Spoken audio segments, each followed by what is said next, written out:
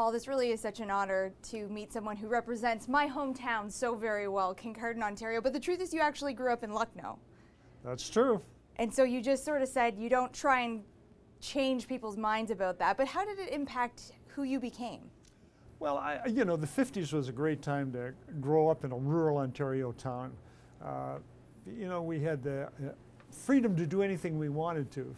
You know, swam in the rivers and never wore helmets or anything like that. So I remember just a great childhood. But I actually did live in Kincardine for a couple of years. My father was a station agent, and so we actually did live in Kincardine. So when people say Kincardine, I have no problem with that. You're okay with it. Here's another question about what people ask you about or say. The 72 goal, obviously, the series winner, is a real favorite moment for a lot of Canadians, but is it your personal favorite hockey moment? Well, it was the only thing I did in 18 years as a pro, so I mean, I had to do something significant. But actually, people don't ask me questions, they tell me. They tell me where they were, what they were doing, who they were with, and how they felt.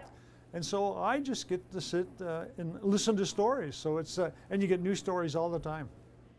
New stories being developed at Memorial Cup. It's just about to start. You won one. Do you pay more attention to that or the Stanley Cup playoffs? Well, both of them. But obviously, when you win the Memorial Cup as a kid, you think of those young guys out there trying to make it in hockey and that kind of stuff. So I watch it.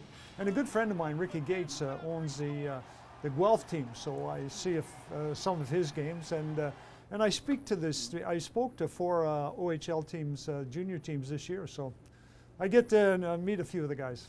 Do you have a favorite? Guelph. I guess you have to say that. Thank you so much for doing this, Paul. Really appreciate it. No problem.